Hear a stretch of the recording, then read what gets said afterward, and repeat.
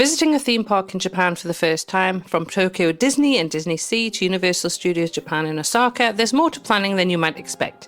In this episode, Japan travel expert Helen Foster shares what you really need to know before you go. Welcome to the Global Travel Planning Podcast. Your host is founder of the Global Travel Planning website, Tracy Collins. Each week, Tracy is joined by expert guests as she takes you on a journey to destinations around the world, sharing travel inspiration, itinerary ideas, and practical tips to help you plan your next adventure. Join us as we explore everywhere from bustling cities to remote landscapes, uncover cultural treasures, and discover the best ways to make your travel dreams a reality.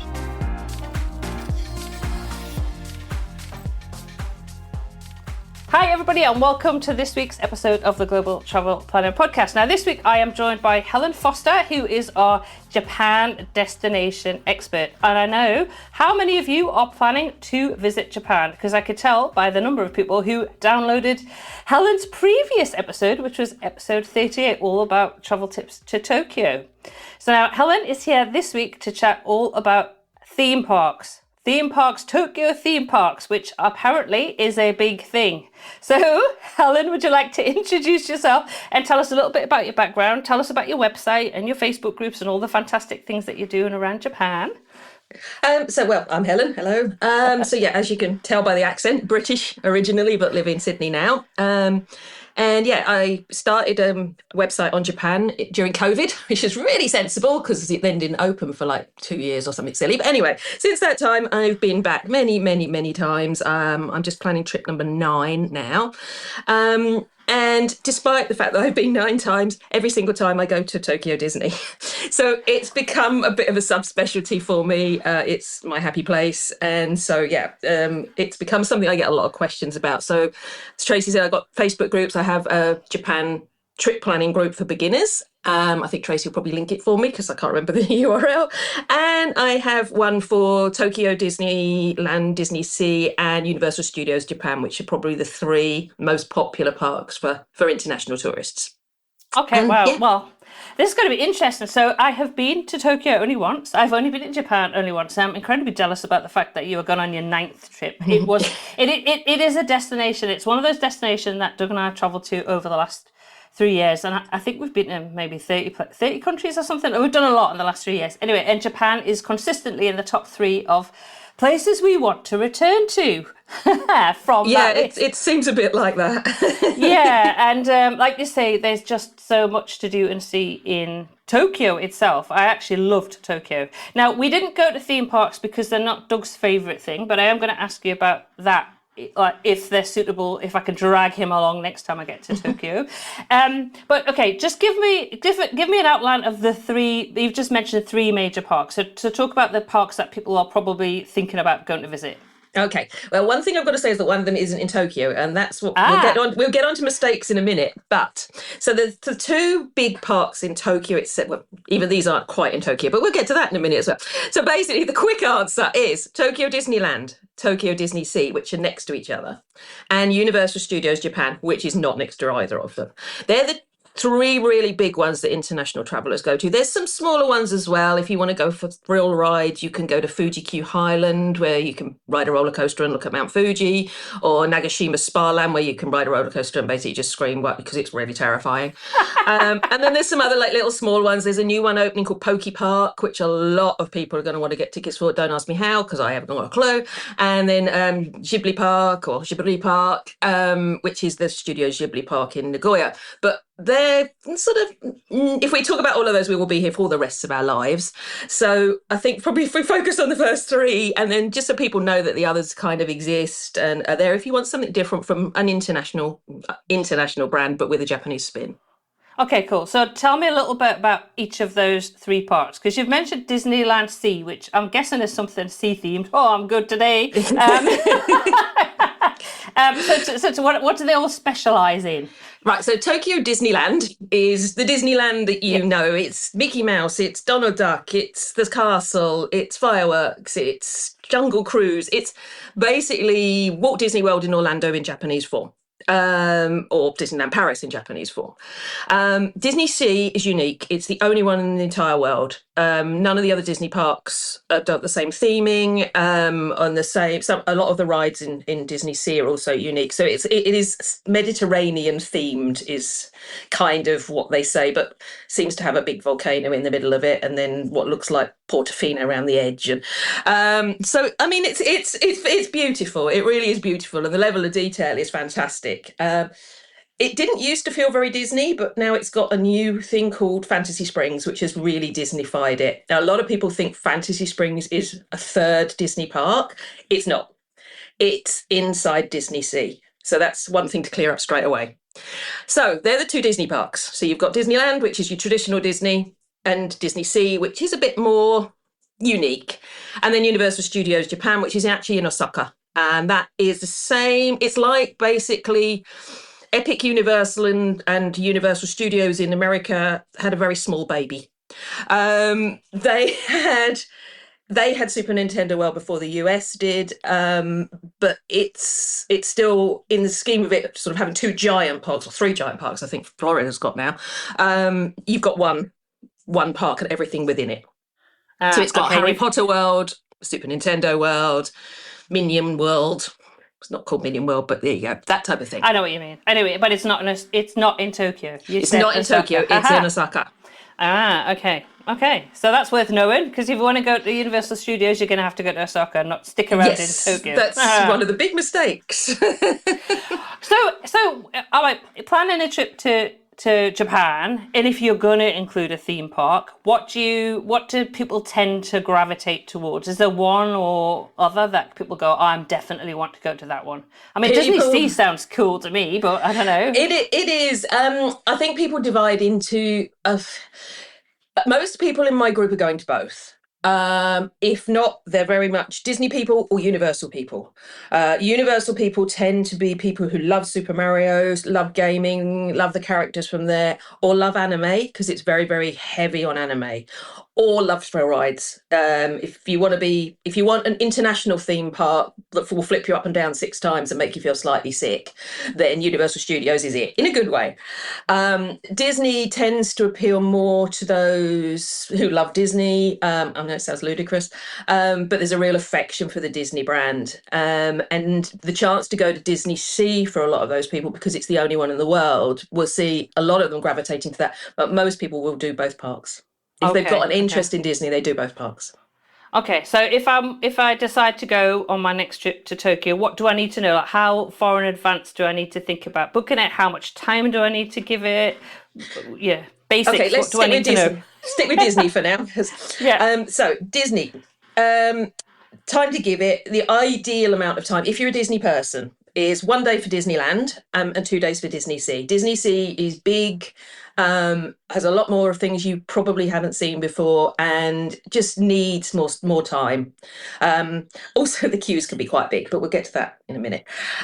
So as for buying tickets and organising Disney, if you're just going to the parks themselves, you can buy tickets normally on the morning. You don't have to be super organised. It's not like Universal where you really do have to be organised.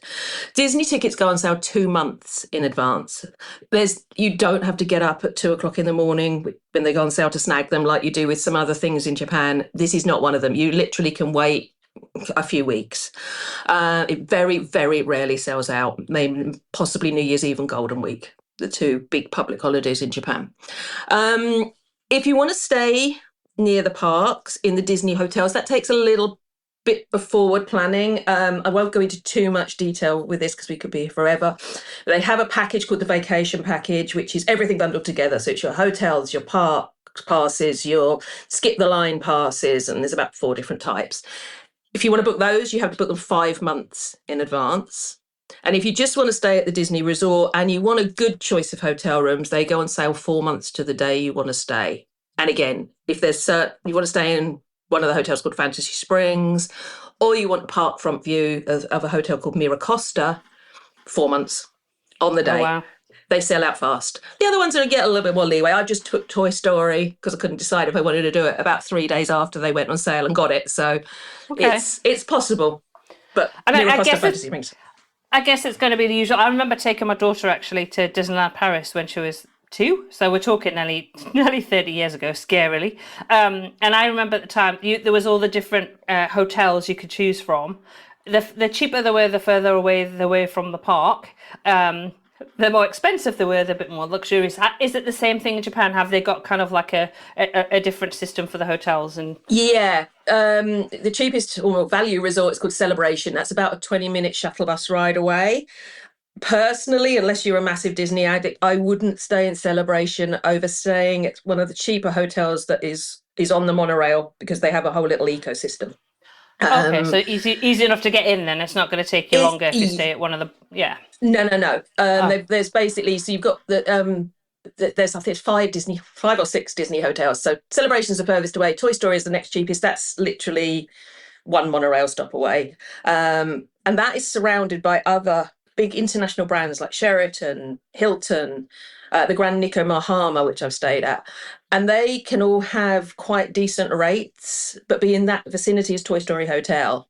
And if you're a Marriott member or a Hilton member, you can probably use points, which is good. And it doesn't hugely penalise you, because the only benefit of the Disney hotels is you can get in 15 minutes earlier. But sometimes it matters, sometimes it doesn't. And so staying in any of these hotels will give you access to either of the Disney parks? Once you book your tickets, yes. Yeah, okay, yeah. Cool. And they're close enough to both, that's what I'm saying. They're literally next to each other, these two parks? They're next to each other, but you go around them on a monorail. Okay. So depending which way round you're going is whether it's like 1 stop or 4 stops. Okay. But I mean, it's really not difficult to get around once you're inside. It's not like Orlando. You don't have to drive between the parks. And if you're staying outside, you're not like sort of out of the ecosystem. It's a smaller area. And then if we look at the Universal Studios, I know we've kind of just covered a little bit of Disney there, but if we look at Universal Studios and Osaka, would that be similar? Would you say you could get tickets fairly close to, or not? Because I know no. Universal Studios in Los Angeles, we went a couple of years ago, and we did the VIP day, which meant we didn't have to queue. I'll talk about queues in a bit, but we didn't have to do any queuing, which was fantastic. But we bought those quite a bit in advance, actually. Yeah, so Universal Studios is slightly different. Universal Studios tickets themselves probably won't sell out. Again, they go on sale 2 months before. The express passes, which is the like bundles that they sell that allow you to jump either 4 rides, 5 rides, 7 rides, or 8 rides, they can sell out. The 7s particularly will sell out within minutes of them going on sale. So if you want what they call an Express Pass 7, you've really got to be on the ball. That's when you do have to possibly get up at 2:00 in the morning. So that does require a little bit more organisation if you want the Express Pass 7. And you can buy those. Universal Studios can be a little bit interesting in that they do strange things with their tickets. Sometimes they just stop selling them to international guests for no apparent reason. And I think they're in one of those cycles at the moment. So at that point, then you can go to Klook or KK Day, 2 of the ones that are official USJ partners. And they will often have them when USJ says it hasn't got them. And it's just because for some reason USJ has decided it doesn't want to deal with foreign credit cards this week. I can't think of any other reason why they do it, but they're in one of those cycles at the moment. Oh, and it's good to know that there is somewhere you can go to get them though, so you don't have to panic and think you're not actually going to be able to go if Universal Studios. No, I mean you'll always get in, and you'll pretty much always be able to get one of the Express Pass 4s or the 5s. They don't sell out as fast, but the 7s, which is the one that gets you on pretty much everything, will sell out very, very, very, very quickly. Hotels, not so much of a worry. Okay, cool. Now, as I've mentioned, I've been to Disneyland Paris a couple of times, and I've been to Universal Studios in Los Angeles, September, about a year and a half ago. I went there. We did the VIP day, mainly because I'm nearly 60 and can't be bothered to queue. If I want to go on a ride, I want to go on it. I don't want to stand there and waste half my day. What about... okay, that doesn't sound good. Tell me about visiting these theme parks in, what do I need to know? What can I do? So first of all, I'm not standing in a queue all day. Like, how can I get around that? What is it like in terms of crowds? Are there peak seasons that I should avoid? Like, is it terrible at a weekend? I'm assuming a lot of Japanese people love going to these theme parks as well. So what do I need to know as a foreigner deciding that I'm going to go to one of these Japanese theme parks? Okay, they're the busiest theme parks you'll ever see in your life. No, I don't want to put you off. They're busy. Most of the guests are local. It's not an international park. They love us and they're very well catered for, but the Japanese is the market, and there are quite a few people going. Universal is the busiest park in Asia, and I think the fourth biggest in the world. And Disneyland and DisneySea are pretty busy, like all the time. Some of the rides, I mean, I've just looked before I came out, and Soaring, which is one of the most popular rides, is currently at a 3-hour wait on the normal queue. Frozen, or Anna and Elsa's Frozen Journey, as it's officially called, is at 2 hours, which is short, and I was really surprised. And that's normal. And because the Japanese are so lovely and patient and wonderful, they don't mind. And that, in a way, goes against us all because they're quite happy to just stand quietly in a queue. There's no reason for the parks to change too much about the status quo. So you've got to know about the queue skipping systems, basically. So I was gonna say it's a good job that people can't see my face, because the horror on my face if I have to stand in a queue for 2 or 3 hours, it wasn't pretty, was it, Helen? Let's put it this way. I have been to Disney, I don't know how many times, 4 or 5 times. I have never stood in a 2-hour queue.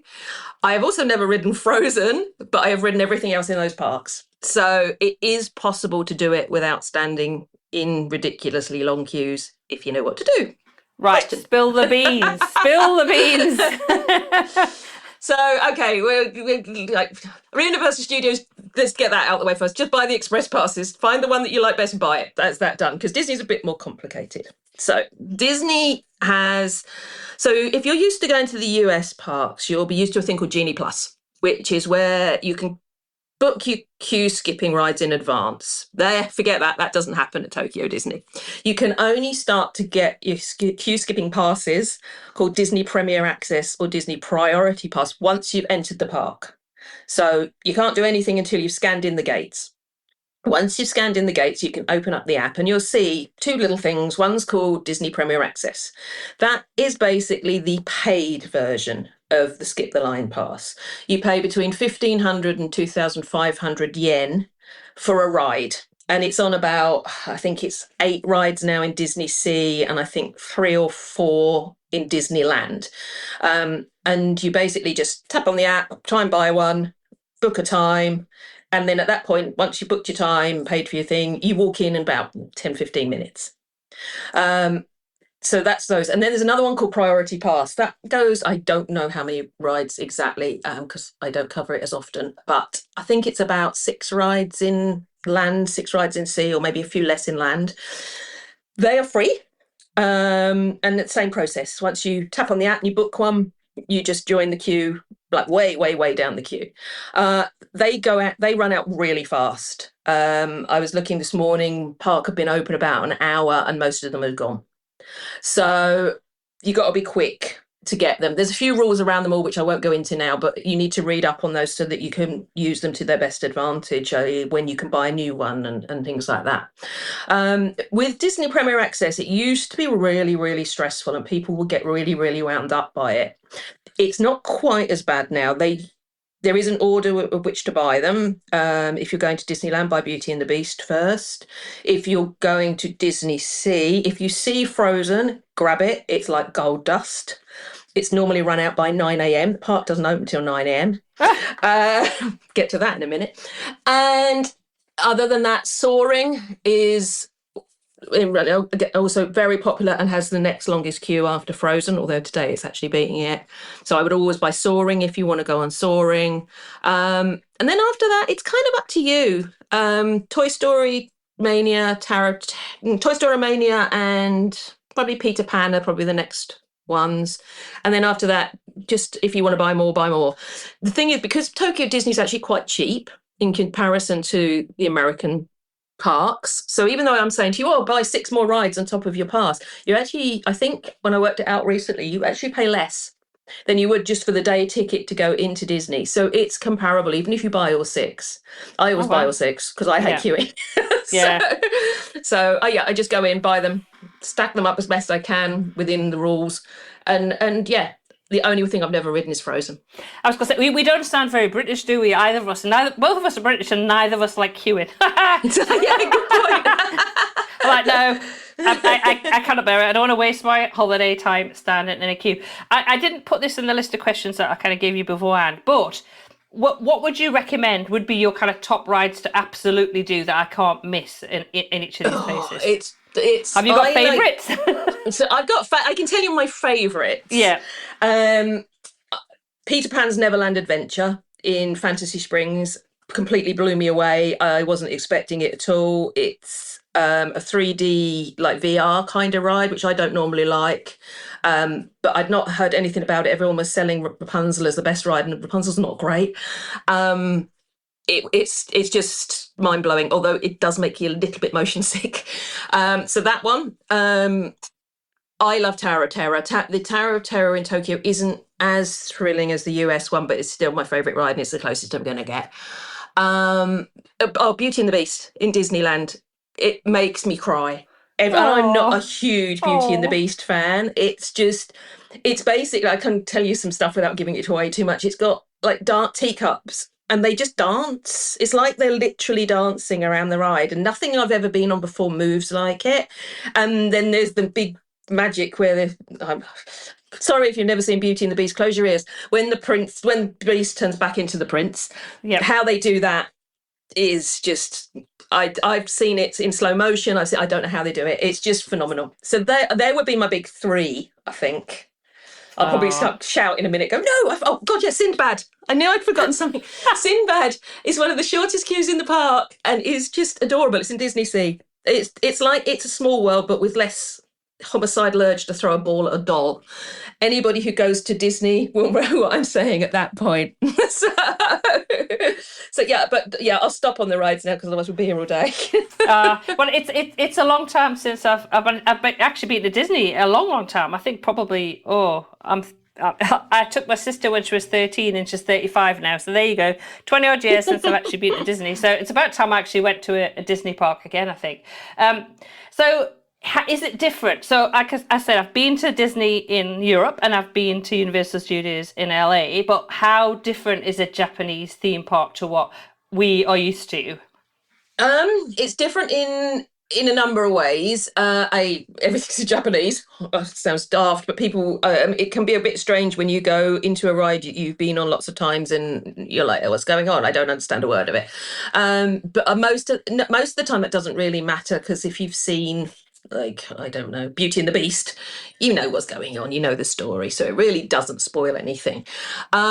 It's the people. The people are what make it so different. I tried to break this down the other day. So the American theme parks, and I haven't been to Paris much, so I'm leaving Paris out of this, so apologies to any Parisians. The American parks are incredibly woo and enthusiastic, and everybody's having a great time and joining in and being really kind of enthusiastic. Japanese parks, they're just joyous.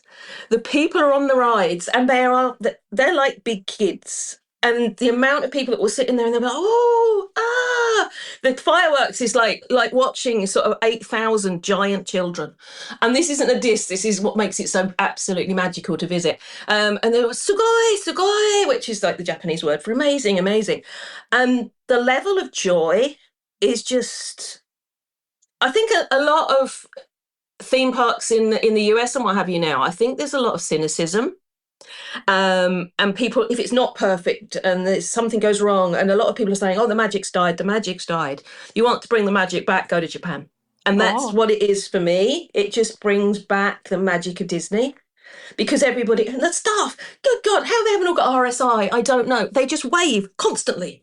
They are constantly waving at you, and they're just so lovely. It's just nice. And there's no litter, and there's no rubbish, and nobody swears, and nobody pushes in, and it's just lovely.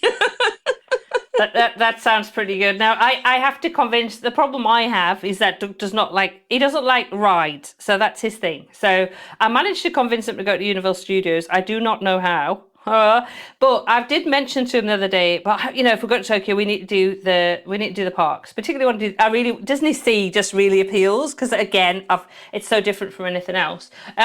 Is there something there that will appeal to somebody who doesn't like rides? Ironically, that's what I was writing this morning. I've just written a post I did USJ the other day, and I've just done Disney, and I've found 16 things that you can do in the parks that have nothing to do with rides. And that's across both parks. So both parks have got things. It can be as silly as like posting something that gives you a Disney postmark, but that appeals to me. And then in each of the other parks, there's like 2 or 3 things to do that aren't rides that will sort of entertain you. I mean, you could easily fill a day you could just eat your way around the place, for heaven's sake. I mean, they've got curries shaped like Baymax. They've got little tiny alien mochis. They've got roast beef popcorn. I mean... I know. That's one of the more sensible flavours. Garlic shrimp, I think, is the weirdest one I can come up with. So all the popcorns have got these obscene flavours that are just bonkers. And the shops, I didn't even know there was a stationery shop till the other day, and then had to be sort of like led away because I'd already packed my suitcase. I was on the way to the airport. There's definitely plenty to do if you don't like rides. Brilliant. I think I'll share the articles with them once you've got those published, so you can have a read. So when we're planning our next trip to Japan, I'll talk them into that. You'll convince them. Now, if I'm obviously thinking about, before we go, we mentioned a little bit there about kind of thinking about rides if you don't want to queue and stuff. And you've mentioned about food. Is it kind of the usual where you kind of wander around and just get what you want, or are there places in there that you can book up to sit down and have a meal? How does it work? It's like the other parks. There are restaurants with priority seating which you can book in advance if you want to. I personally have never done it. I would only do it for Blue Bayou, which, like in the US parks, is the one that's inside Pirates of the Caribbean. Or there's a restaurant which is actually in one of the hotels called Oceana at the Miracosta, and if you book that at the right time of day, but you've got to be very lucky, it overlooks the lake on which all the shows are. So you get kind of like a cheeky seat to the show without actually having to have a park ticket because it's outside the park. Other than that, I've never booked a restaurant, and I've never starved. One thing you should learn to use is a thing called mobile ordering, which is, again, it's on the app. Everything is on the app. And that just saves you queuing. You basically just put your order in for a time, and then it sort of, you click at that time, it sends you a message going, do you still want your piece of pizza? And then you click I'm here, and then your pizza will be arrived in like 5 minutes. There are some places where that pays off. There's a restaurant called the Hungry Bear, which does a really good curry, and the queue on that can be ridiculous. And if you book it on mobile ordering, you just walk straight in. And in Fantasy Springs, you have to use mobile ordering, so it's worth just learning the sort of your way around it. It's pretty simple. And that app, you download that before you get to the park. It's pointless. It's a good idea. And if you buy your tickets direct from Disney, you do it on the app anyway. So Okay, that's cool. Yeah. Now, it's also good to... Sorry, carry on. Yeah, no, it's all right. No, as I say, it's good to have the app before you go anyway, and just play around, learn where things are, get an idea of what the queue times are like before you go, so you do know, oh my God, hang on a minute, everything's like tracking at 2 hours and a bit like this. Maybe I do need to budget in for an extra sort of priority pass or something like that. It just gives you an idea of what to expect. Okay, now I know you help a lot of people plan their trips to Japan as a whole, and also obviously to the theme parks. What are the most common mistakes you see people making? The biggest one is not realising that Tokyo Disney is 45 minutes out of Disney and not actually in Tokyo itself. The second one is thinking, USJ is next to Tokyo Disney like they are in Orlando. I think the third is staying for 7 days out at Tokyo Disney, like you would do in Orlando. That's too far out of Tokyo for you to then go into Tokyo. Um, and they're the three big mistakes I see people making. The other one is either being too over-prepared or being completely underprepared and not realizing that you are going to have big queues or going on a public holiday. Do not go on a public holiday. Run, scream, cry, anything. Just do not go on a public holiday. Yeah. Okay. Do you have a list of Japanese? I do have a list of holidays on your Japanese website? public holidays on my website. Yes. Perfect. I just know when we're helping people plan travel to London or the UK, and we kind of go, do you know when the public holidays are and the school holidays are? Because it is quite important to know those things. Kind of talking, I guess, in terms of like kind of cultural differences. Are there any kind of cultural or like etiquette rules, things that people should know generally for Japan, but also that play out in the parks? Two things that come to mind particularly is the parades. For starters, again, the Japanese do love to queue. We think the British love to queue, even not with the Japanese. A lot of the local guests will get there like pretty much a park opening and just sit down and wait for the parade because that's why they're there. But the key point of that sentence was they sit down and wait for the parade. The parades are watched seated. So you sit on the floor, you don't stand up, which can be a bit confusing for us that aren't used to sitting on the floor or find it really uncomfortable to sit on the floor. I know the last few times I had a bit of a leg problem and was finding it quite difficult to sit on the floor for like 40 minutes. But there are some places, like there's benches around if you can find them, or like Tomorrowland Terrace is a restaurant which has a decent view of the parade, so you could just grab a seat there beforehand and sit there. So that's the main thing, is that people sit down for the parades. And the other one was queuing to get into the park. I haven't mentioned this yet, and it's really important. The parks can open, and this is USJ as well, up to an hour before they say they will, if it's going to be a busy day. So if the park says it opens at 9 and you turn up at 9 o'clock and wonder where everyone's gone, they're already on the rides. So you want to get there at least an hour and a half before opening time to get a decent, I mean, you can just turn up whenever, but if you want to sort of get ahead of the crowds, then I would turn up about an hour and a half before. But a lot of the question people ask, particularly in summer, because Japanese summer can be quite brutal, is, oh, if I go and stand there and then my husband and the children arrive like just before opening, is that okay? No. It doesn't do us as tourists any favours when you do that. You will see people doing it, and that's always the argument in my group, is I saw someone else doing it. Yeah, well, as our mums used to say, if that person jumped off a cliff, would you follow them? So it's the Japanese wouldn't do it. A Japanese family would be there and they would wait and they would do their time, or they would come later and just stand in queues. So that's the one thing I think, if I could ask people not to do it, it's in my preachy voice. Yeah, don't sort of stand there and then bring your family of 6. Because it's just one other thing that's chipping away at the reputation of tourists in Japan, and there's enough of that going on as it is. So. You know what got across my mind when you're saying that was just sunbeds in Spain. just right, you know, it's that usual thing that we have as Brits, where you go on holiday and you'll find that half the other nationalities in the hotel will have been out at 4 a.m. and put the towels on the sunbeds, so there's no sunbeds left. So it's that kind of, we don't like that. So I guess it's a similar thing in Japan. You need to stand all together and just wait, because that's how it's done. Or just come later. I mean, later. We'll get to that. Like, my best piece of advice I'll probably do later, but it will come into that in a minute. Okay, cool.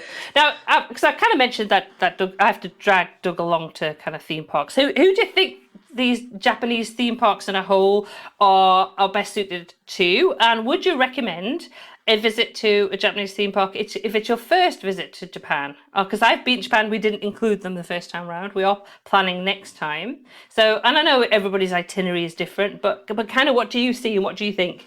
If you don't like theme parks, don't go just because it's Japanese. You won't enjoy it. If the idea of going to Disney is abhorrent in Florida, it's going to be abhorrent in Japan. So just don't do it. There's too many other things to do in Japan. But if you love Disney, or if you've never been to a Disney and you've always wanted to go, it's a great introduction to it. So yes, there's a little bit of a language barrier, but you'll just, and it's very busy. but the atmosphere in the park, I think, will probably make up for all of that. Who's the best person? Disney fans will love it. You anime fans will love it.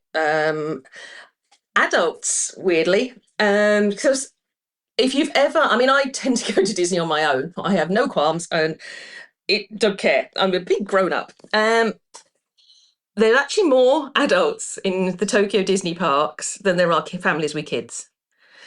Most of the time, everyone on the rides is like a young adult. So if you've ever wanted to go to a Disney park as an adult couple and been too embarrassed because you haven't got a child, or on your own because you haven't got a kid, don't worry about it. You will not be the only person in there. And you will not be the only person in there wearing ridiculous ears and carrying a fluffy toy or wearing a giant hat shaped like Baymax.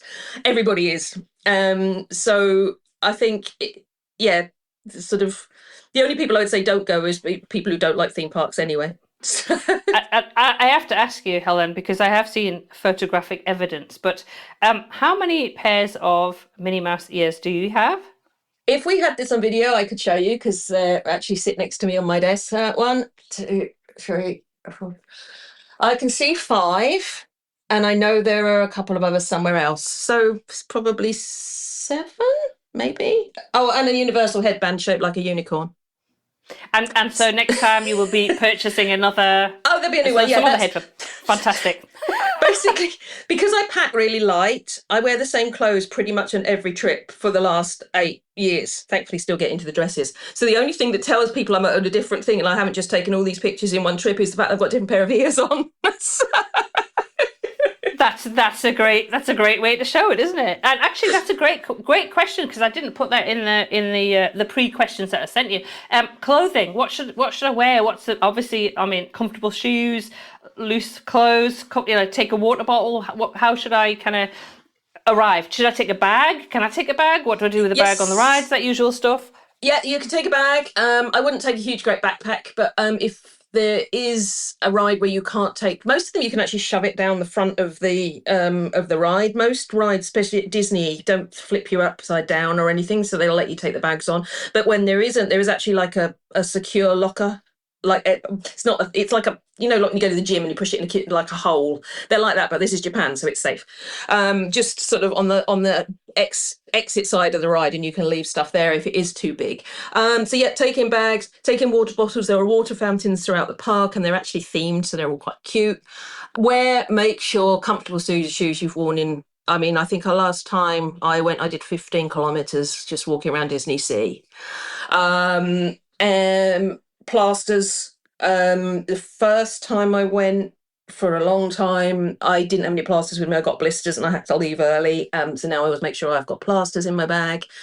What else would I say to take? Oh, Disney is by the water, so it can get cold at night. So especially if you're not going in summer, make sure you've got something to wrap up in the evening. They've got lockers, so you can put stuff in the lockers if you don't need it all day. And if you do get there and realise you've dressed wrong, something I discovered today is that one of the shops sells hand warmers and cold packs. Oh. So if you get there, I've just sent it out on my group today, sort of for people going in the next few weeks. And if they get there and they're suddenly cold, you can go to Agrabah's Bazaar, I think it's called, in Aladdin's coast area, Arabian coast area.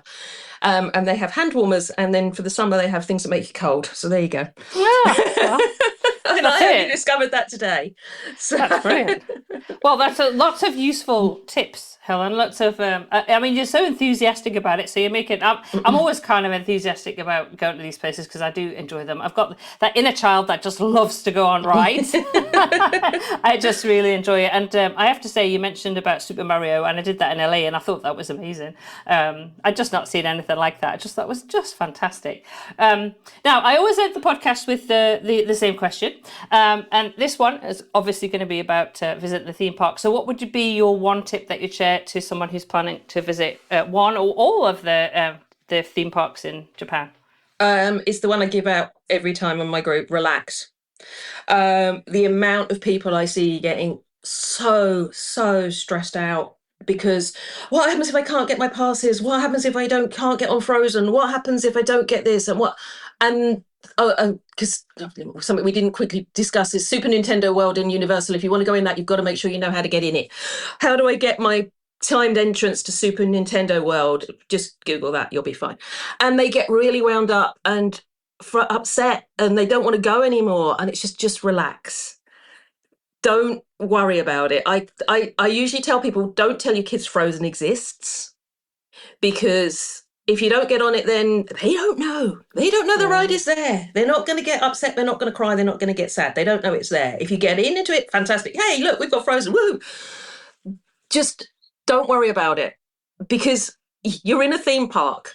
You're about to meet giant people dressed on giant characters, giant mice, and giant tigers and giant minions, and you're going to eat your own body weight in sugar shaped like small creatures, and you're going to spin upside down and whiz and scream and like laugh. It's going to be a brilliant day, no matter what.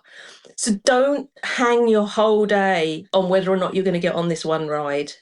Whether that is Frozen in Disneyland, DisneySea, whether it is Beauty and the Beast, or the chances are you're going to get on there, whether it's getting into Super Nintendo World. If it means that much to you, put the plans in place to allow it to happen. Be that getting to there really early, be that booking a package that lets you book things in advance, and if you can't do that for some reason, be it budget or it's not available, just relax. If it's going to happen, it's going to happen. At worst, you can stand in a 2-hour queue. You're going to get on it. But don't let it ruin everything else about your trip planning. And I've seen it happen too many times. Oh, it sounds like, you go there to have fun. So I guess what you're saying, you just don't overthink it to the point that you don't enjoy it. You've got to go and have a fun time. So as you said, I love Frozen. It's my favourite film. I know all the words, everything. I have never ridden Frozen. You've already said I sound so enthusiastic. It's never ruined my day. Yeah, exactly. And the other thing I'd say as well is to join both your Facebook groups. If you're on Facebook, definitely go and join Helen's Facebook groups. I will link, Helen, to your previous podcast episode. I will link to your website and to your Facebook groups. I'm interested in those two or three new articles you said about other things to do. If you have somebody in your family who's not so keen on going to one of the parks, you can show them Helen's article and say, look, here you go, plenty of things to do there for you. So I'll link to those notes. So they're going to be on globaltravelplanning.com/episode 91. It's been great to chat with you again, Helen, all about Japan. You will have to come on again, because there is so too many much things to talk about. There's so much to talk about with Japan, and I know that I know it was one of our top episodes in 2025 that was downloaded. So I know there's loads of you out there who are planning your trips to Japan. So who you need to talk to, Helen is your Japan travel expert. As I said, I'll link to all of Helen's resources, but thanks so much for coming on again this week. Thank you for having me. I'm going off to plan Disney again now. Fantastic. It's like 60 days till I go or something. So wow, that's fantastic. Well, I'll sign off the podcast and say to everybody, until next time, happy global travel planning from me.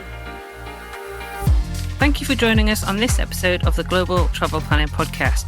For more details and links to everything we discussed today, check out the show notes at globaltravelplanning.com.